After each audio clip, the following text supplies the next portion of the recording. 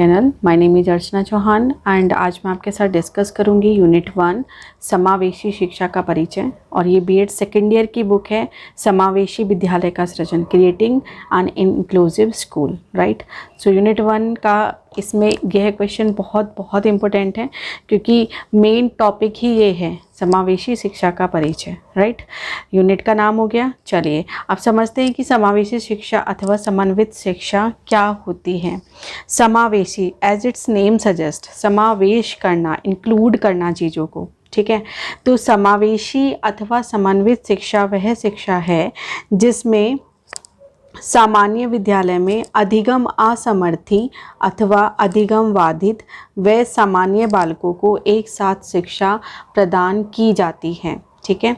जो थोड़े कमज़ोर विद्यार्थी हैं, अधिगम असमर्थी जो कि अपंग हैं, ठीक है, या किसी भी हेल्थ इशू की वजह से वो नहीं चल पा रहे हैं या नहीं, आँख में कुछ प्रॉब्लम है ना, किसी भी तरीके का प्रॉब्लम उनके शरीर में हो सकता है, तो उनको अधिगम असमर्थी या अधिगम बाधित कहा जाता है, ठीक है।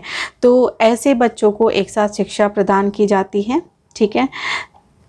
जो हमारे शिक्षा शास्त्री एवं मनोवैज्ञानिक थे, उन्होंने इस बात को लेकर बहुत मतभेद रहे आपस में कि क्या ऐसे बच्चों को जो असमर्थी बाधित बच्चे हैं, जो अधिगम असमर्थी बाधित बच्चे हैं, तो इनको सामान्य बालकों के साथ शिक्षा दी जाए या इनको विशिष्ट स्कूलों में शिक्षा दी जाए। तो बाकी ये सब डिस्कस करने के बाद यह रिजल्ट निकाला गया, यह कहा गया कि इस प्रकार के बालकों को सामान्य विद्यालयों में सामान्य बालकों के साथ ही शिक्षा दी जाए। क्यों किया जाए ऐसा? ताकि जो हमारे ये बच्चे हैं, है ना, जो हमारे अधिगम बाधित बच्चे हैं, इनमें हीन भावना उत्पन्न ना हो और यह भी मुख्य धारा से अलग ना हो, ठीक है। जो इंक्लूजन वर्ड है ना, इंक्लूजन या इंक्लूसिव, ठीक है। इंक्लूजन मतलब समावेश, इसका मतलब है टू इंक्लूड, किसी भी चीज़ को खुद में ले लेना, इंक्लूड कर लेना, ठीक है। समावेश उसका कर लेना, सम्मिलित उसको कर लेना, ठीक है। समावेशी शिक्षा की दो शाखाएं यहाँ हमारे पास हैं। मेन जो फर्स्ट है दैट इज़ मुख्य धारा, it is called main streaming, and पूर्ण समावेश मीन्स फुल इंक्लूजन, ठीक है। पूर्ण समावेश हो गया, मुख्य धारा हो गया। मुख्य धारा जैसा कि इसका नाम बता रहा है, मेन स्ट्रीमिंग, मुख्य धारा, यह वह प्रक्रिया है जिसमें विशिष्ट आवश्यकता वाले बालकों को उनकी योग्यता के अनुसार सामान्य बालकों के साथ कक्षा में प्रवेश करने की अनुमति देती है, लेकिन कब? जब बालक इसके योग्य हो, ठीक है। मतलब इसमें ऐसे बच्चों को हम सामान्य बच्चों के साथ में कक्षा में बैठने की अनुमति देते हैं जो थोड़ा भी पढ़ने के योग्य होते हैं, जो थोड़ा भी पढ़ लिख सकते हैं, ऐसे बच्चों को, ठीक है। पूर्ण समावेश के अकॉर्डिंग, पूर्ण समावेश में यह प्रक्रिया क्या करती है, जिसमें सभी विशेष आवश्यकता वाले बच्चों को सामान्य कक्षाओं के वातावरण में शामिल कर लिया जाता है और इसमें कोई भी इनका एग्ज़ाम या फिर जैसे बच्चे स्कूल में आते हैं तो एक एंट्रेंस एग्ज़ाम उनसे ले लिया जाता है कि यह जानने के लिए कि बच्चे का कितना उसको आता है, ठीक है। सो यहाँ इस प्रक्रिया में क्या है, पूर्ण समावेश में, कि कोई एग्ज़ाम नहीं लिया जाएगा, उसको कोई उसकी जांच परख नहीं की जाएगी योग्यता की, वो जैसा भी है, जिस प्रकार भी है, उसको सामान्य बच्चों के साथ में एडमिशन दे दिया जाएगा और वो सामान्य बच्चों के साथ में ही अपनी शिक्षा को ग्रहण करेगा, ठीक है।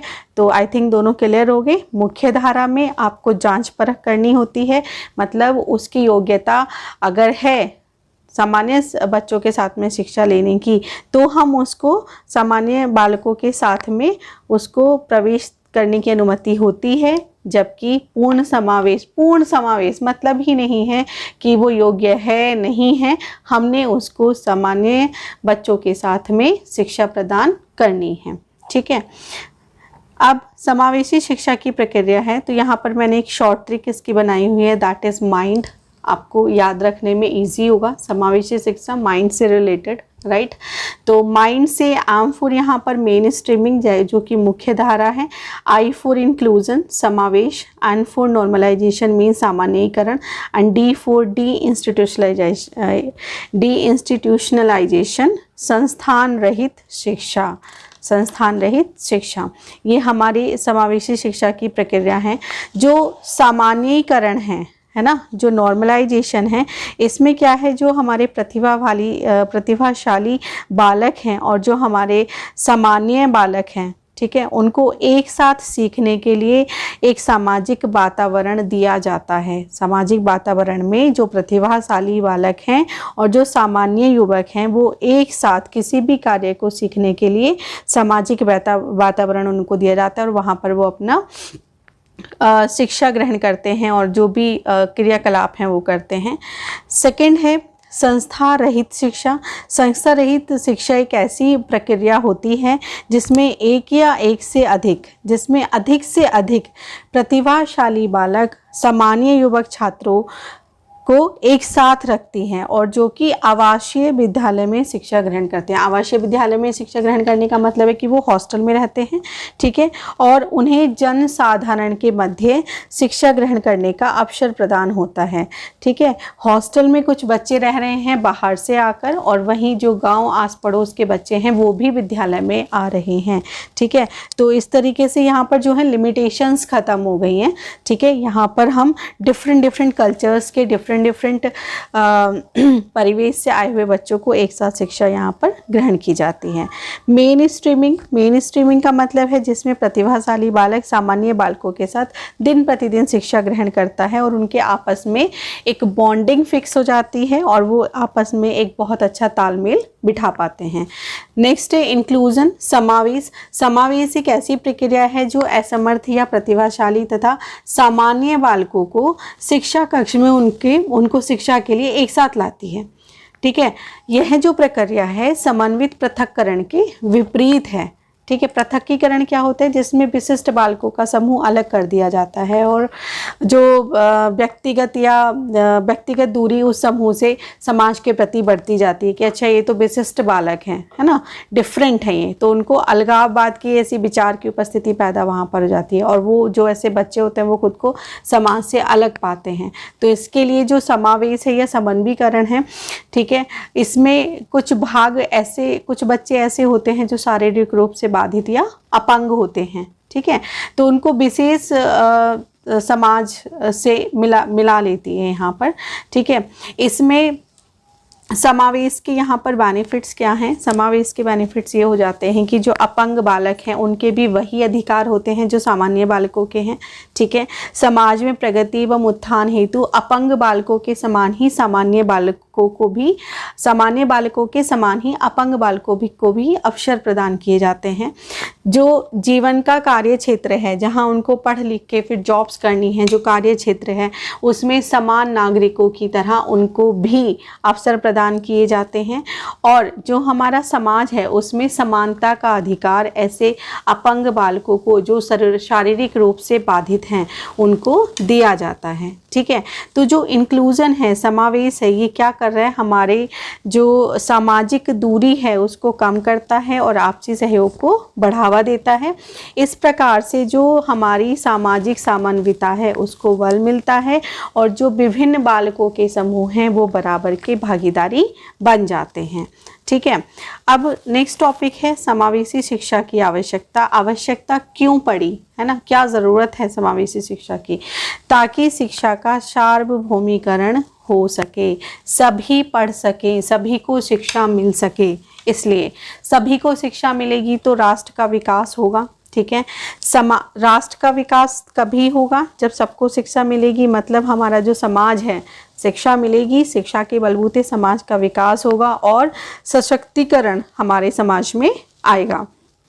प्रत्येक व्यक्ति का विकास होगा, देखो चीज़ें यहाँ पर रिलेट करिएगा, शिक्षा का सार्वभौमिकरण के लिए राष्ट्र का उत्थान होगा, विकास होगा, समाज का विकास होगा सशक्तिकरण के लिए, ठीक है। प्रत्येक समाज का विकास किससे है, जब प्रत्येक व्यक्ति विकास कर रहा है, ठीक है। सभी के अधिकारों की रक्षा होगी, ठीक है, चाहे वो शारीरिक रूप से अपंग है ना, किसी भी तरीके का उसको शारीरिक दोष है, ठीक है, या फिर कोई सामान्य है या बहुत प्रतिभावान है ना, तो उसमें कोई डिफरेंस नहीं होगा, सबको अपनी योग्यता के अनुसार सबको मिलेगी, सबके अधिकार समान हैं, ठीक है। जो भ्रांतियां हैं, भ्रम है कि भ्रम है, उन सबको दूर करने के लिए, और जो हमारा जीवन है उसमें दृष्टिकोण, एक सकारात्मक पॉजिटिव एटीट्यूड हम यहाँ पर डेवलप कर सकें, सकारात्मक दृष्टिकोण का विकास करने के लिए, सामाजिक चेतना के लिए, ठीक है, सामान्य बच्चों के माता पिता एवं विशेष बच्चों के माता पिता में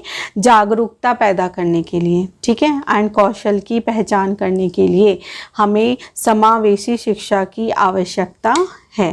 समावेशी शिक्षा की भूमिका, देखिए अगर आप क्वेश्चन ऐसे पूछा जा सकता है कि समावेशी शिक्षा की आवश्यकता बताइए या समावेशी शिक्षा की भूमिका क्या है ये बताइए, तो आप इनमें से ये सभी पॉइंट्स जो ऊपर 10 मैंने डिस्कस किए ये भी लिख सकते हैं, और आप ये समावेशी शिक्षा की भूमिका में जो मैं 6 पॉइंट यहाँ पर दे रही हूँ आप ये भी लिख सकते हैं, ठीक है। ये भी एक तरीके से वही हैं। सामान्य मानसिक विकास संभव है, ठीक है, सामाजिक एकीकरण को सुनिश्चित करती है, समन्वित शिक्षा कम खर्चीली है। कम खर्चीली कैसे होगी, क्योंकि सामान्य और शारीरिक बाधित जो बच्चे हैं वो एक ही जगह में पढ़ रहे हैं, हमें कुछ अलग से उन पे खर्चना नहीं पड़ रहा है, एक साथ में ही काम हो जा रहा है। समन्वित शिक्षा के माध्यम से एकीकरण संभव है, ठीक है, शैक्षिक एकीकरण संभव है, शिक्षा को हम एक जगह ले आए, और समानता के सिद्धांत का अनुपालन करना है। समावेशी शिक्षा का महत्व, समावेशी शिक्षा में जो सबसे पहला है वो है शैक्षिक वातावरण।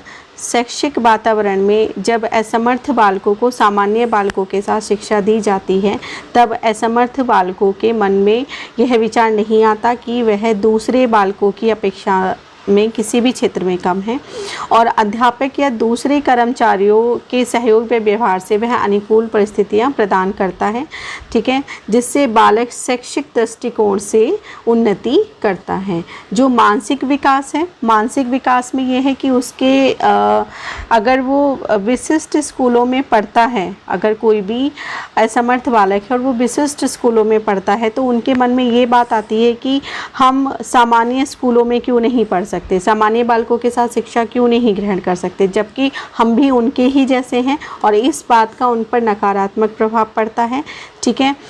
और इसीलिए जो समावेशी शिक्षा है वो असमर्थ बालकों को सामान्य विद्यालय में सामान्य बालकों के साथ शिक्षा प्रदान करती है, ताकि साधारण बालकों की तरह शिक्षा प्रदान करने पर उनके मन में कोई भी हीन भावना का विकास नहीं हो, जबकि आत्मसम्मान का विकास की भावना का विकास हो जाता है। कम खर्चीली है, कम खर्चीली इसलिए है क्योंकि भारत एक विकासशील देश है और विकास के लिए अधिक धन की आवश्यकता होती है। असमर्थ बालकों के लिए सभी प्रकार के शैक्षिक कार्यक्रमों का प्रबंध करने के लिए हमें अधिक धन की ज़रूरत पड़ेगी। क्यों पड़ेगी? क्योंकि उनके लिए विशिष्ट स्कूल खोलने पड़ेंगे, और विशिष्ट स्कूलों में फिर अध्यापकों की नियुक्ति, ठीक है, और उनका रहना सहना, सारी चीज़ों को एक्स्ट्रा में हमने खर्च करना होगा, ठीक है। प्रशिक्षक, मनोवैज्ञानिक, डॉक्टर, इन सब की भी ज़रूरत होगी। लेकिन सामान्य विद्यालयों में ऑलरेडी पहले से बहुत सारी सुविधाएं उपलब्ध होती हैं, ठीक है, इसलिए विशिष्ट बालकों को सामान्य बालकों के साथ में पढ़ाना कम खर्चीला होता है। नेक्स्ट है समानता का सिद्धांत। भारतीय जो बालक हैं, है ना, भारतीय संविधान में जो बालक हैं किसी भी बिना भेदभाव के एक समान शिक्षा सर्वांगीण विकास के लिए प्रदान करने की बात की गई है। लेकिन जब हम शिक्षा प्रदान करने की बात करते हैं तो हम इसमें भी कोई भेदभाव नहीं कर सकते, क्योंकि असमर्थ बालकों का भी शिक्षा पर उतना ही अधिकार है जितना कि सामान्य बालकों का। सामाजिक मूल्यों का विकास। सामाजिक मूल्यों का विकास से मतलब है कि हमें असमर्थ बालकों का सर्वांगीण विकास करना है, ठीक है। जब सामान्य विद्यालयों में असमर्थ बालकों को सामान्य बालकों के साथ में शिक्षा दी जाती है, ठीक है, तो उनके भी सामाजिक गुणों का विकास होता है, क्योंकि विद्यालय में क्या है, सभी समाज के सभी वर्गों के बालक शिक्षा ग्रहण करने के लिए आते हैं, ठीक है, जिसके साथ में जो असमर्थ बालक हैं उनका भी सामाजिकरण की भावना का विकास होता है। इस तरीके से जो असमर्थ बालक हैं उनमें समायोजन, प्यार, दयालुता, सहायता, भाईचारा, इन सभी सामाजिक गुणों का विकास हो जाता है। 6 से प्राकृतिक वातावरण।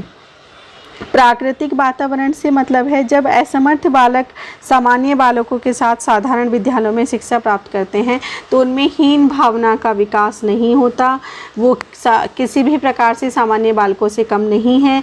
सामान्य बालक भी एक बॉन्डिंग उनमें क्रिएट हो जाती है और उनको अपना फ्रेंड या साथी समझने लगते हैं, ठीक है। और जो कि असमर्थ बालक अपने आप को क्या है, सहजता से समायोजित कर लेता है, ठीक है। नाउ नेक्स्ट है सकारात्मक समझ विकसित करना। एक पॉजिटिव एटीट्यूड उनमें आ जाता है जब वो एक साथ शिक्षा ग्रहण करते हैं। बच्चे व्यक्तिगत मतभेदों को भी स्वीकार करना सीखते हैं। व्यक्तिगत मतभेद कैसे हो सकते हैं कि अच्छा ये तो शारीरिक बाधित है तो या असमर्थ है तो हम इसके साथ स्टडी क्यों करें या हम इसके साथ पढ़ाई क्यों करें। और एक साथ जब वो बैठ के पढ़ते हैं, एक साथ समय व्यतीत करते हैं तो उनमें एक जो व्यक्तिगत मतभेद हैं उनको एक्सेप्ट कर लेते हैं, उनकी एक्सेप्टेंस हो जाती है। नाउ समावेशी शिक्षा के उद्देश्य क्या क्या हैं। आत्मनिर्भरता की भावना को विकसित करना, जिससे कि जो हमारे असमर्थ बालक हैं उनमें आत्मनिर्भरता की भावना हो, ठीक है, आत्मनिर्भर बने वो, सेल्फ इंडिपेंडेंट, ठीक है। असमर्थ बालकों को शिक्षित करके देश की मुख्य धारा से जोड़ना। असमर्थ बालकों को सामाजिक एवं सांस्कृतिक रूप से समाज से जोड़ना। जागरूकता की भावना का विकास करना जो कि बहुत ज़रूरी है। असमर्थ बालकों को जीवन की कठिनाइयों का सामना करने के योग्य बनाना। ये क्वेश्चन आपसे लघु उत्तरीय प्रश्न में भी आपसे पूछा जा सकता है, ठीक है। कोई भी 3 या 4 आप उद्देश्य बताइए, ठीक है। तो आत्मनिर्भर बनाना है, जागरूकता की भावना का विकास करना है, असमर्थ बालकों को जीवन की कठिनाइयों का सामना करने के योग्य बनाना है, ठीक है। और बालकों की असमर्थताओं का पता लगाकर उनका निवारण करना है, उनको दूर करने का प्रयास करना है। समावेशी शिक्षण में समस्याएं किस किस तरीके की आती हैं। सबसे पहली समस्या होती है पाठ्यक्रम की। पाठ्यक्रम की किस तरीके से जो पाठ्यक्रम है वो तो चाहे सामान्य बच्चे हों या फिर असमर्थ बच्चे हों, सभी के लिए एक है। तो जो सामान्य बच्चे होते हैं वो उसको कंप्लीट कर लेते हैं, लेकिन जो असमर्थ अधिगम बाधित बच्चे हैं, कुछ बच्चे उस पाठ्यक्रम को कंप्लीट नहीं कर पाते। शारीरिक बाधाएं हैं, चलने फिरने में, उठने बैठने में ये दिक्कतें बच्चों को होती हैं। शिक्षक में शिक्षण कौशल की कमी, कभी कभी क्या होता है जो शिक्षक हैं वो उनमें शिक्षण की तकनीक नहीं आती हैं, उस वजह से भी प्रॉब्लम हो जाती है। सामाजिक मनोवृत्ति से लेना है कि मतलब है कि यहाँ पर कि अच्छा ये तो कभी कभी अध्यापक कुछ इस तरीके का मन में आ सकता है कि ये एक धारणा बना ली जाती है कि अच्छा ये तो अधिगम बाधित बच्चा है, इसको तो समझ में ही नहीं आएगा। तो इस तरीके की सामाजिक मनोवृत्ति हो जाती है। भाषा और संवाद का फ़र्क हो जाता है। एंड शिक्षा प्रणाली का जो संगठन है, ठीक है, एंड बाधाओं के रूप में जो नीतियां हैं, जो पॉलिसीज़ गवर्नमेंट द्वारा बनाई गई हुई हैं, कभी कभी उनकी वजह से भी शिक्षण में समस्या आती है। समावेशी शिक्षा के विभिन्न स्तर या फिर हम अवस्थाएं कह सकते हैं। यहाँ पर 7 हमारे पास स्तर हैं। जो प्रथम श्रेणी है उसमें जो अध्यापक है वो पूरा दिन सामान्य कक्षा में अपंग बालकों के साथ समय व्यतीत करता है और उनको शिक्षा देता है। द्वितीय श्रेणी में जो असमर्थी बालक हैं सामान्य कक्षाओं में नियमित प्रेजेंट रहते हैं, उपस्थित रहते हैं और शिक्षा ग्रहण करते हैं। तृतीय श्रेणी में अपंग बालक सामान्य शिक्षा संस्था के कार्यकलापों में अपने आप को व्यस्त रखते हैं। चतुर्थ श्रेणी में आवासीय शिक्षण संस्थाओं को सम्मिलित किया जाता है। एंड जो पंचम श्रेणी है सामान्य बालकों को काफ़ी अधिक संख्या में अपंग बालकों के साथ रखा जाता है ताकि आपसी सामंजस्य तथा सहयोग को सुनिश्चित किया जा सके। छठी श्रेणी में जो सामान्य कक्षाओं में शिक्षण के साथ साथ आवासीय स्थान पर शिक्षण तथा घरेलू एकीकरण को रखा गया है। जो सप्तम श्रेणी है इसमें चिकित्सालय या अन्य कार्यस्थल आदि में लघुकालिक शिक्षण की व्यवस्था करना है। अब समावेशी शिक्षा की विशेषताएं। समावेशी शिक्षा की विशेषताएं में पहली विशेषता तो यही है कि जो असमर्थ, अधिगम असमर्थी बालक या असमर्थी अधिगम बाधित बालक व सामान्य बालकों को एक साथ सामान्य विद्यालय में शिक्षा प्रदान की जाती है। ठीक है, समावेशी शिक्षा विशिष्ट शिक्षा का विकल्प नहीं है, यह तो उसका पूरक है। ठीक है, समावेशी शिक्षा के अंतर्गत अपंग बालकों को समान शिक्षा के अवसर प्राप्त हों तथा सामान्य बालकों को भी आत्मनिर्भर होकर अपना जीवन यापन कर सकें। ये समावेशी शिक्षा अपंग बालकों को उनके व्यक्तिगत अधिकारों के रूप में स्वीकार करती है।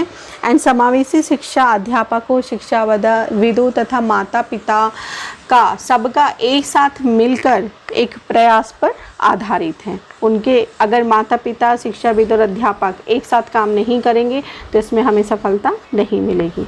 ये क्या हो गई, इसकी विशेषताएं हो गई। कार्य क्षेत्र क्या है समावेशी शिक्षा का? कार्य क्षेत्र कहाँ कहाँ हम समावेशी शिक्षा को अप्लाई कर सकते हैं, कौन कौन से क्षेत्र हैं? अस्थि बाधित बालक इसमें आते हैं, श्रवण बाधित, दृष्टि बाधित अथवा एक आंख वाले, मानसिक मंदित बालक, ऐसे बालक जो शिक्षा के योग्य हों, बहुबाधित बालक, बहुबाधित बालक का मतलब होता है कि वो हो सकता है उसमें आँख खराब हो, हाथ खराब हो, है ना, कुछ भी बहुबाधित, बहुत सारे उसके शारीरिक दोष हो। अधिगम असमर्थी बालक, ठीक है, एंड बधिर बालक। ठीक है, समावेशी शिक्षा का वातावरण कैसा होना चाहिए? प्रत्येक बालक को उचित शिक्षा प्रदान की जानी चाहिए, बच्चे की वास्तविक शैक्षिक आवश्यकताओं की पूर्ति करनी चाहिए, ऐसे साधन उपलब्ध करवाना चाहिए जिससे कक्ष से जुड़े कर्मचारी बच्चों की दूसरी समस्याओं को दूर कर सकें और स्थायी शिक्षकों व विशेष शिक्षकों की योग्यताओं का लाभ इन बालकों को अवश्य मिल सके।